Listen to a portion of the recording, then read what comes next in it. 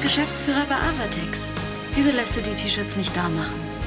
Dann steckst du dir das Geld quasi von der einen in die andere Tasche. Ich habe mir mal erlaubt, ein paar Preise bei Avatex kalkulieren zu lassen. Ich muss herausfinden, ob Julia vielleicht doch nicht meine Schwester ist. Verstehst du das nicht? Doch, das verstehe ich. Na, war das deine Idee? Nein, nein. Das hier stammt voll und ganz von Tanja. Das muss gar nichts heißen. Das heißt zumindest, dass die Alte nicht gelogen hat. Sie war hier. Und wenn sie hier war, ist die Möglichkeit da, dass Julia doch nicht meine Schwester ist.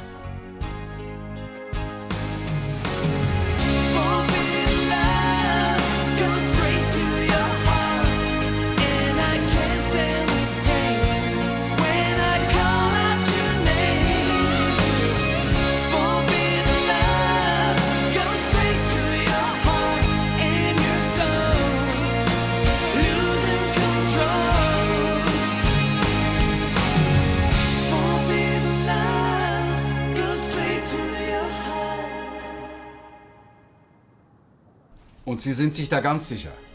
Ja, so steht es jedenfalls hier drin. Tja, ich habe irgendwie sofort gewusst, dass diese Frau keine Betrügerin sein kann. Moment, wir wissen bis jetzt nur, dass Clarissa mit einer Frau namens Trude Pfeiffer im Krankenhaus war. Ja, aber es kann doch durchaus möglich sein, dass die Babys dabei vertauscht wurden. Dafür gibt es bisher überhaupt noch keine Beweise. Das lässt sich doch überprüfen. Man macht einen Bluttest. Das wäre sowieso das Beste. Also, wenn Sie mich nicht mehr brauchen, ich hätte auch noch andere Sachen. Ich hätte gern noch die Adresse dieser Frau Pfeiffer. Die Adresse? Oder steht die nicht in den Akten? Ja, schon. Aber ich weiß nicht, ob ich Ihnen die geben darf. Ach, ich denke schon, dass Sie das dürfen. Aber wenn Sie da unsicher sind, dann rede ich gern noch mal mit Ihrem Verwaltungsdirektor. Das ist für mich kein Problem. Schon gut. Die Akte ist 20 Jahre alt. Und außerdem hat mein Chef mir ja schließlich gesagt, dass ich Ihnen helfen soll.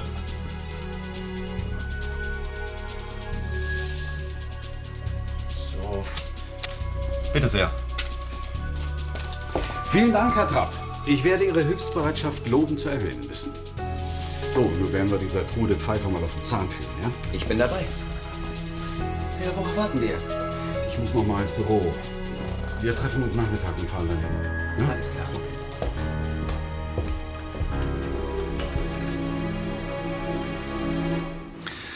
Naja, es ist zwar sehr kurzfristig, aber wenn Sie gerade im Lande sind, sollten wir das auch gleich ausnutzen, ja? Mhm. Ja, wir könnten ja dann essen gehen. Genau. Und wann? Ja. Mhm. Gerne. Ich lasse Sie dann vom Flughafen abholen. Ja, bis dann. Wiederhören. Wer war denn das? Wotan Liebmann. Der Musikproduzent? Ja, er ist überraschend in Düsseldorf und will sich mit mir treffen. Und? Wo ist das Problem? Ich habe gleich noch ein anderes Meeting. Das wird dann reichlich knapp. Ach so.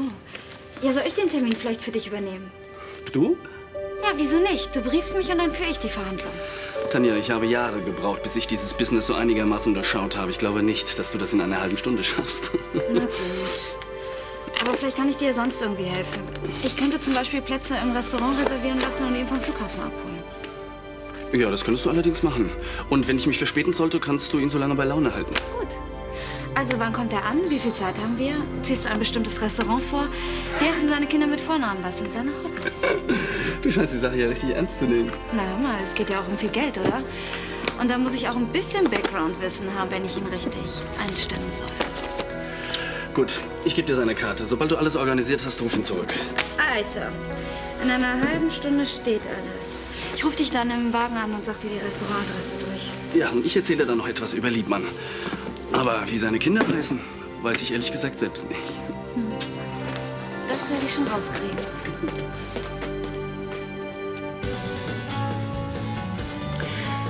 Anna hat übrigens seinen Ratschlag befolgt und alle Andenken an Florian im Rhein versenkt. Wirklich? Gut. Sehr gut sogar. Das wird dir sicher helfen. Ich weiß nicht. Ich weiß nicht, ob es damit getan ist, die Erinnerungsstücke an den Ex-Freund ins Wasser zu schmeißen. Es ist wenigstens ein Anfang. Wie soll sie ihn denn sonst vergessen, wenn noch überall sein Krempel rumsteht? Aber du kannst die Erinnerung doch nicht einfach so abschalten. Nein. Aber so ein symbolischer Abschied ist ganz wichtig. Wenn sie nicht bereit wäre, sich innerlich von Florian zu lösen, dann hätte sie seine Sachen nicht weggeschmissen. Alles andere ist eine Frage der Zeit. Aber ich finde, sie macht einen positiven Eindruck. Sie hat Spaß an ihrer Arbeit, geht viel weg. Sie hat sich sogar dieses Tattoo machen lassen. Aber das sind doch nur Äußerlichkeiten.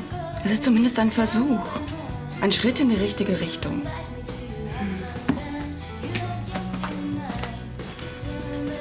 Entschuldige, aber es sind keine Säfte mehr da. Tja. Tut mir leid, dass ich zu spät kam, aber ich musste noch Nachschub besorgen. Du kommst gerade recht. Lass mal, ich mach das schon. Nee, ich helfe dir. Oh, so. Hast du noch mal Glück gehabt. Dankeschön. Tschüss. Tschüss. Ich konnte wirklich nicht früher. Tim, Christoph und ich waren im Krankenhaus, in dem damals Clarissa mit dieser Trude Pfeiffer zusammenlag. Ja, du weißt doch, diese Frau von Julias Hochzeit. Ach so, die erzählt hat, dass sie Julias Mutter wäre. Ja, genau. Aha. Die Krankenhausakten beweisen ganz eindeutig, dass die beiden zur gleichen Zeit da waren. Mensch, Anna, der greift doch. Das könnte tatsächlich bedeuten, dass Julia nicht meine Schwester ist. Tja, und was ist dann? Dann ist natürlich alles ganz anders. Auf jeden Fall fahren wir gleich zu dieser Trude Pfeiffer nach Hause. Deswegen muss ich auch gleich wieder los. Vorausgesetzt, du kommst hier allein zurecht. Klar komme ich zurecht. Ist nur bis heute Nachmittag. Dann kommt die Aushilfe und löst dich ab. Hm? Also, mach's gut. Ja, du auch. Tschüss. Und ras nicht so. Auch wenn es schwer fällt. Ich hoffe, dass ich in Zukunft noch mehr mit Ihrem Mann zu tun habe. Wenn Sie mich jedes Mal abholen, komme ich gerne öfter vorbei. Das würde uns sehr freuen. Und für Sie würde es sich bestimmt lohnen. Geschäftlich, meine ich. Mein Mann muss jeden Augenblick hier sein. Von mir aus braucht er sich nicht zu hetzen. Tag, Herr Liebmann. Oh, Tag. Tut mir leid, dass Sie warten mussten, aber ich hatte noch was zu tun. Kein Problem. Ihre Frau und ich, wir haben uns nicht gelangweilt. Was? Das freut mich sehr, aber jetzt bin ich ja da. Wollen wir dann? Ja. Wo willst du denn hin? Naja, zum Tisch. Ich dachte, wir... Wir werden nicht. Aber Kein Aber. Die wichtigen Geschäfte mache ich immer noch alleine. Wir sehen uns später.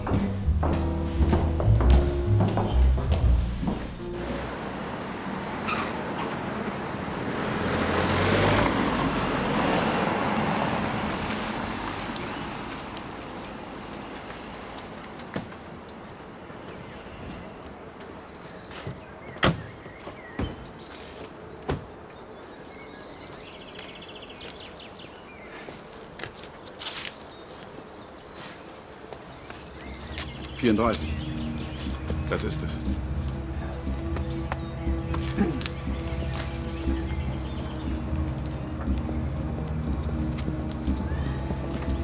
Ja, hier ist es. Jetzt drück schon drauf.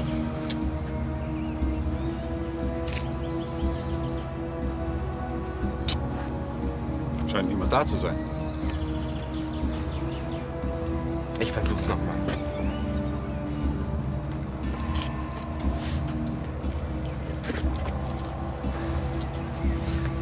Und jetzt? Keine Ahnung. Suchen Sie was? Ja, wir suchen eine Frau Pfeiffer, Trude Pfeiffer. Was wollen Sie von mir? Das ist eine private Sache. Kennen Sie diese Dame? Allerdings. Ich bin Ihr Mann. Sie sind Herr Pfeiffer? Ja, Dann können Sie uns vielleicht sagen, wo wir Ihre Frau finden. ja. Auf dem Friedhof. Meine Frau ist vor einem Jahr gestorben. Oh, Entschuldigung, wenn wir das gewusst hätten, dann wären wir nicht hergekommen. Was wollen Sie denn von meiner Frau? Es ist nichts. Wir sind wahrscheinlich Opfer einer Verwechslung geworden. Wir wollen Sie nicht länger behelligen. Kommt. Herr Pfeiffer, eine Frage noch. Haben Sie eine Tochter? Ja, Wie heißt sie? aber ich weiß wirklich nicht, warum Sie das wissen wollen. Wie heißt sie? Ulrike. Können wir die vielleicht sprechen? Nein. Es sei denn, Sie fahren nach Australien. Sie lebt seit 5 Jahren dort. Verstehe. Entschuldigung, aber Sie haben uns sehr geholfen. Na gut. Wenn Sie mich dann ins Haus lassen, bitte. Ja, natürlich.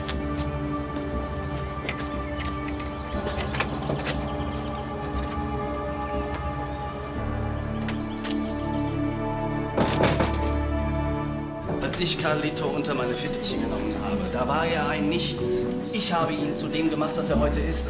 Was ist er denn? Er hatte einen Dancefloor. Damit war er gerade mal auf Platz 17 der deutschen Charts. Aber er hatte viel Airplay. Bei den Bravo TV-Charts war er 3 Wochen lang auf Platz 6. Ich weiß, der Junge hat ein gewisses Potenzial. Sonst würden wir ja nicht über ihn reden. Aber trotzdem ist Ihre Forderung überhöht. Wieso? Ich will 10% der Producer-Lizenz. Das ist ein faires Angebot. Ach, kommen Sie. Sie wissen ganz genau, dass ich allenfalls 4 bis 5% bieten kann. Mir ist bei so einem Newcomer nicht dran. 4 bis 5%? Wollen Sie mich auf den Arm nehmen? Wenn Sie auf 10% bestehen, muss ich darauf bestehen, dass Sie Carlito von der Leine lassen. Sie lassen ihn aus dem Vertrag und bekommen dafür eine entsprechend höhere Beteiligung. Das ist völlig korrekt. Vergessen Sie es. Na gut. Ich mache Ihnen jetzt ein letztes Angebot. 7%. Take it or leave it. 10. Na gut, dann behalten Sie ein Carlito eben. In ein paar Monaten wird sich keiner mehr an ihn erinnern. Wir beide werden wohl auf diese Weise nicht zusammenkommen. Das sehe ich auch so. Die Rechnung bitte.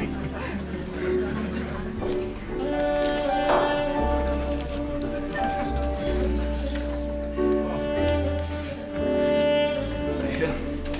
Herr Liebmann? Danke für die Einladung. Keine Ursache. Oh, ist denn mein Mann?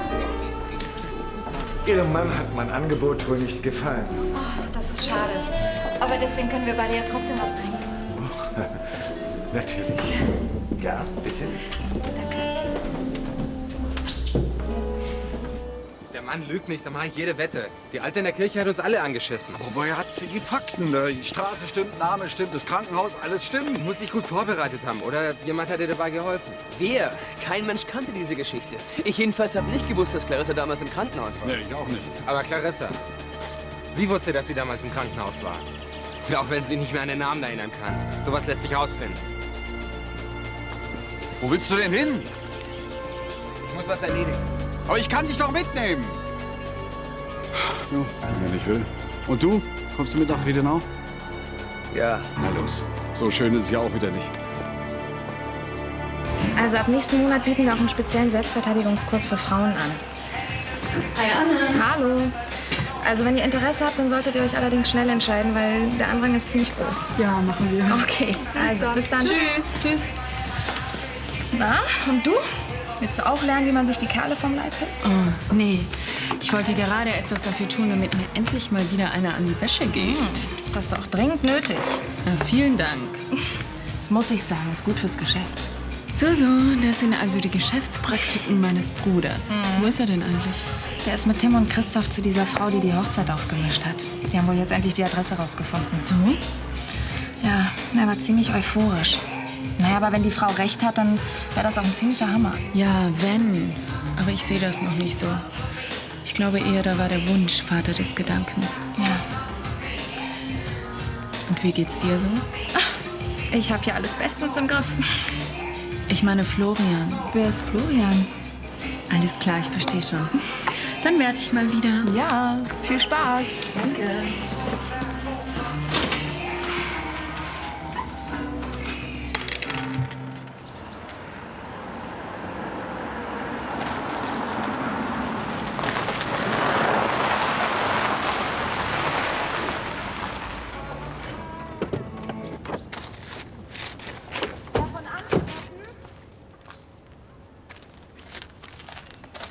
Herr von Anstetten! Siehst du, was ich sehe? Ja, das ist doch Ulrike Pfeiffer. Die angebliche Ulrike Pfeiffer. Ich kann mir nicht denken, dass sie gerade aus Australien gelandet ist. Ach, da sind Sie ja. Ich dachte schon, Sie wären auch noch verschwunden. Wieso denn auch noch?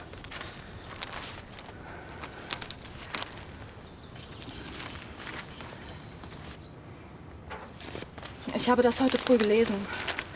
Und deshalb bin ich hier. Bitte, ich muss unbedingt mit Ihnen reden. Also gut. Lassen Sie uns reingehen.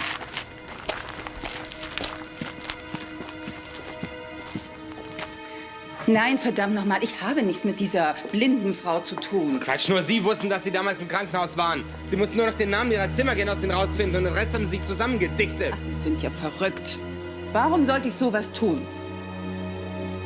Sie nicht wollten, dass ich und Julia heiraten. Ach, dieses Argument zieht nicht, mein Lieber. Wenn ich sowas tun würde, dann nicht so stümperhaft.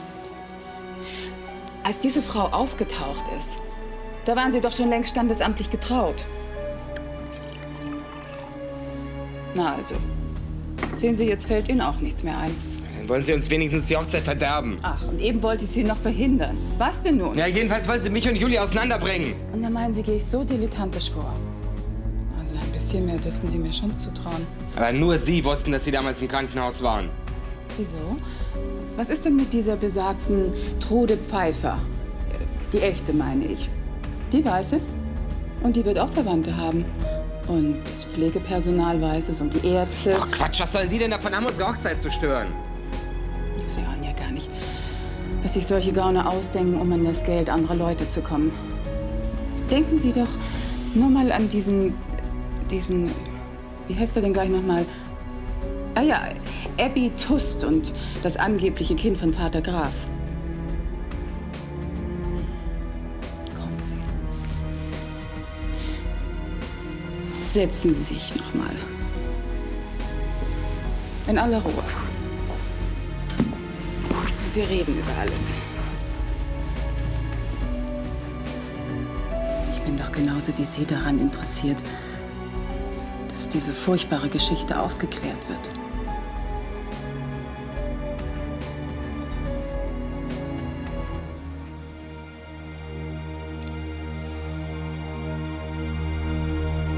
Warum erzählen Sie uns das Ganze ausgerechnet jetzt? Ich hatte einfach ein schlechtes Gewissen. Bisschen spät, das Ganze. Durch Ihre Lügen in der Kirche ist meine Tochter weggelaufen. Wenn ich auch nur geahnt hätte, dass unser Auftritt solche Folgen hat, dann hätte ich das nie gemacht. Sie haben noch nichts von ihr gehört. Nein, nichts. Gott, wie kann ich das bloß wieder gut machen? Das werden wir sehen. Sie sollten uns vielleicht zunächst mal erklären, warum Sie das Ganze überhaupt gemacht haben. Was haben Sie gegen unsere Familie? Nichts. Wir hatten mit der ganzen Geschichte eigentlich nichts zu tun. Wir wussten auch gar nicht genau, worum es geht. Wir haben bloß unsere Texte gekriegt und die Adresse von der Kirche. Sie müssen sich doch irgendwas dabei gedacht haben. Nein! Wir brauchten eben das Geld. Die Frau hatte ja auch gesagt, es ist nichts Schlimmes, was wir machen. Ein kleiner Gag. Welche Frau? Die Auftraggeberin. Sie hatte eine Anzeige aufgegeben, in der sie Schauspieler suchte. Wir hatten gerade kein Engagement und da kamen uns die 2000 Mark gerade recht. Kennen Sie den Namen dieser Frau? Ja, Wie heißt sie? Ruth Rachnick. Rachnick? Sind Sie sicher? Rachnick? Nie gehört. Du?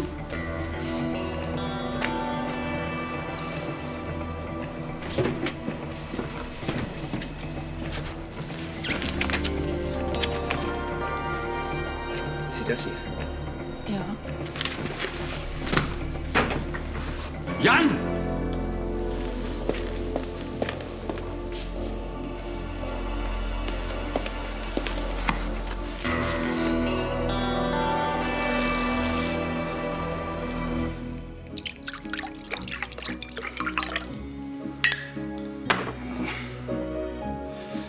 Dieses arrogante Arschloch. Bietet mir 7% eine Frechheit, sowas. Hallo, Liebling. Hallo, so sieht man sich wieder. Ich hoffe, ich störe nicht. Was wollen Sie denn hier? Ich habe noch mal nachgedacht und ich akzeptiere. Ich verstehe nicht. Sie akzeptieren mein Angebot doch? Genau. Ich nehme Carlito und Sie behalten 10%, wie Sie es gefordert haben. Und wieso können Sie auf einmal alles akzeptieren? Ihre Frau hat mich eben überzeugt. Sie sollten sie immer verhandeln lassen. Besonders mit mir. Gut. Nachdem das geklärt ist, werden wir uns sicher auch über das Kleingedruckte einig.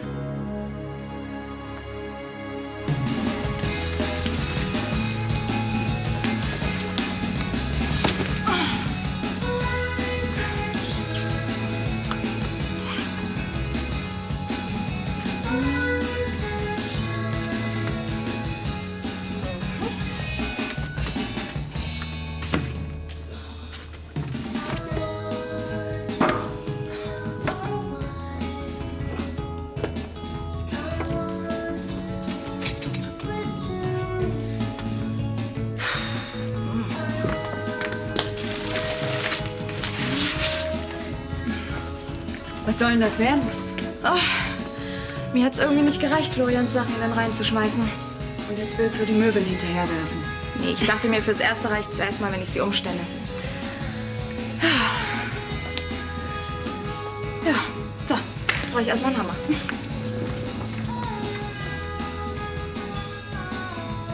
Der Vertrag geht morgen raus. Sehr schön. Also dann, es war mir ein Vergnügen. Ganz meinerseits. Bis hoffentlich bald.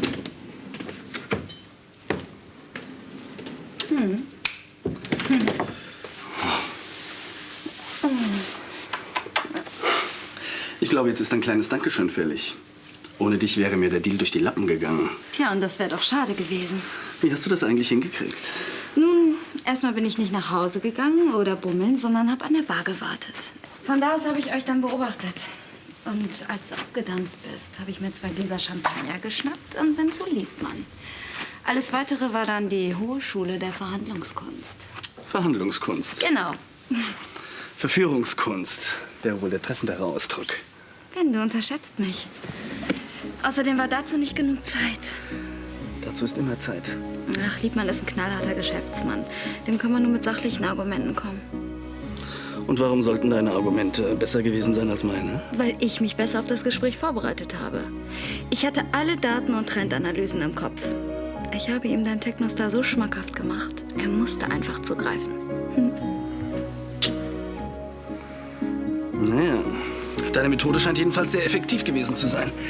Liebmann ist ein knallharter Borken. An ihm haben sich schon ganz andere die Zähne ausgebissen. Aber du hast ja eine Belohnung verdient. Eine Belohnung, an der ich sogar etwas mitverdienen kann.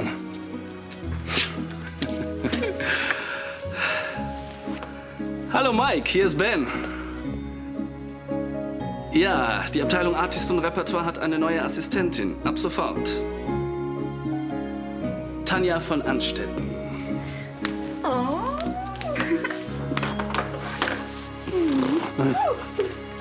Die letzten Tage waren für uns alle nicht leicht. Aber das stehen wir schon durch. Na sowas. Hier geht's ja zu wie im Taubenschlag heute. Du verdammtes Miststück. Wie redest du mit mir? So wie es sich gehört. Schöne Grüße von Ulrike Pfeiffer. Sie hat alles gestanden, dass du sie und ihre angebliche Mutter nur engagiert hast. Unsinn, ich habe nichts damit zu tun. Wirklich nicht. Ich weiß gar nicht, wovon du redest.